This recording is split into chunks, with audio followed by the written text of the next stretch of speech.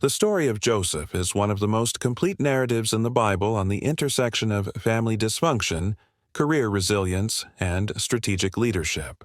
It reads like a modern corporate thriller mixed with a family drama. Here is the story of Joseph retold through the lens of a career trajectory and family dynamics. Part 1. The Golden Child and the Toxic Team. The Biblical Story.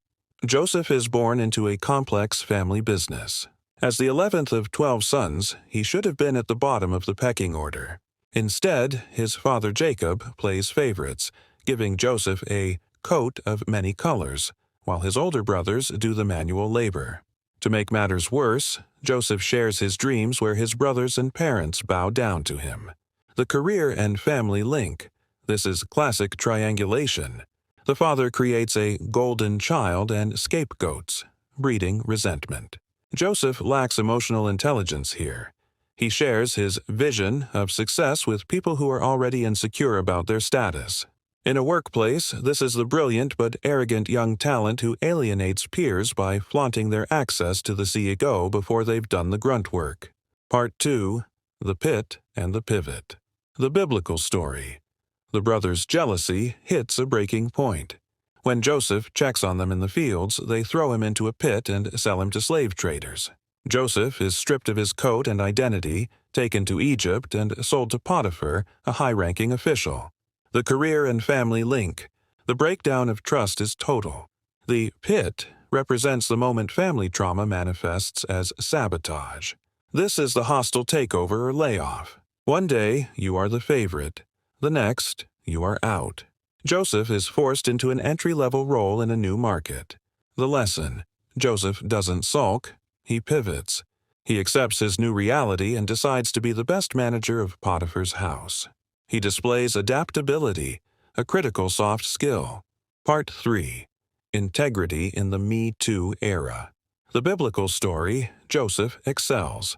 Potiphar puts him in charge of the entire estate. But Potiphar's wife harasses Joseph. When he refuses her advances, she falsely accuses him of assault. Joseph is thrown into prison. The career and family link. This is the ethical dilemma. Joseph refuses to betray his employer, even if it costs him his job. It highlights that integrity often has a short-term cost but a long-term payoff. The pivot. In prison, Joseph doesn't just sit there. He starts managing the prison. He networks with the king's cupbearer and baker. He interprets their dreams, solving their problems, but is forgotten by the cupbearer for 2 years. This is the waiting season in a career, where you are doing great work but getting zero recognition. The cupbearer remembers Joseph. He is cleaned up and brought to the CEO, Pharaoh. This is a masterclass in crisis management, proving leadership is about execution, not just vision. Years later, the famine hits, and his brothers bow before him. He tests their hearts, and when he sees they have truly changed, the weight of the years gives way. In a moment of ultimate power, he chooses radical forgiveness, his voice breaking as he declares, "You intended to harm me, but God intended it for good, to accomplish what is now being done, the saving of many lives." This is restorative leadership in its purest form, using power not to punish, but to heal. He understood his success wasn't for his own ego, it was a platform to preserve his family and community. Here are the key lessons from Joseph's fall and trials. Your worst day can become a new beginning. Integrity often has a short-term cost, but it defines your long-term character. And finally, treat every role, even a demotion, as a training ground for what's next. Save this on your phone or write it on a sticky note.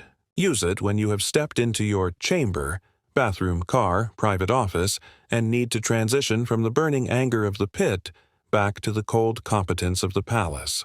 God, right now I feel the heat of the pit. I acknowledge that I am hurt, I am angry, and I feel betrayed. But I refuse to let those who hurt me control how I lead today. Give you courage, hit subscribe.